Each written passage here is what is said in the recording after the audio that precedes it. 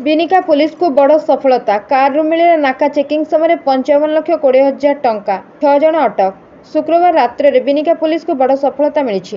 ଡୁଙ୍ଗରିପାଲି ସୋନପୁର ମୁଖ୍ୟ ରାସ୍ତା ବିନିକା କଲେଜ ଛକରେ ବିନିକା ପୁଲିସ ପକ୍ଷରୁ ନାକା ଚେକିଂ ଚାଲିଥିବା ସମୟରେ ଏକ ଅଜଣା ବ୍ୟକ୍ତି ପାଖରୁ ବିନିକା ପୁଲିସକୁ ଏକ ଗାଡ଼ିରେ ବିପୁଳ ପରିମାଣ ନଗଦ ଟଙ୍କା ପରିବହନ ହେଉଥିବା ନେଇ କଲ୍ ଆସିଥିଲା।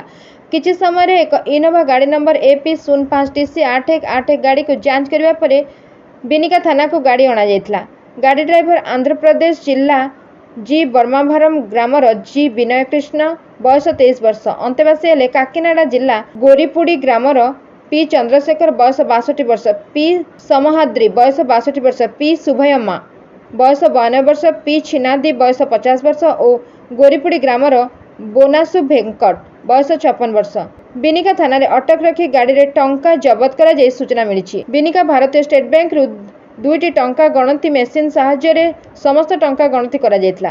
ଏହି ସମୟରେ Sonepur SDPO Pratap Chandra Tripathi, Binika state bank manager Karttikeshwar Sahu, ବ୍ୟବସାୟୀ ପ୍ରକାଶ ଅଗ୍ରୱାଲ ବିଟୁ, ବିନିକା ଥାନା ଆଇଆଇସି ସାରଙ୍ଗଧର ପାଣିଗ୍ରାହୀଙ୍କ ସହ ପୋଲିସ କର୍ମଚାରୀଙ୍କ ଉପସ୍ଥିତିରେ ଗଣତି ହୋଇ 55,20,00,000 ଟଙ୍କା ହୋଇଥିବା ପୋଲିସ ସୂତ୍ରରୁ ପ୍ରକାଶ। ଏନେଇ ସୋନପୁର ଏସ୍ପି ୟଶ ପ୍ରତାପ ଶ୍ରୀମାଲ ଙ୍କୁ ପଚରାଯିବାରୁ ନିର୍ବାଚନ କମିଶନଙ୍କ ନିର୍ଦ୍ଦେଶ କଡ଼ାକଡ଼ି 50,000 ଟଙ୍କାରୁ ଅଧିକ ଧର୍ତ୍ତବ୍ୟ ଅପରାଧ ଥିବାରୁ ମାତ୍ରାଧିକ ଟଙ୍କା ଜବତ ହୋଇଥିବାରୁ ଏହି ମାମଲା ଇନକମ ବିଭାଗକୁ ହସ୍ତାନ୍ତର କରାଯାଇଛି।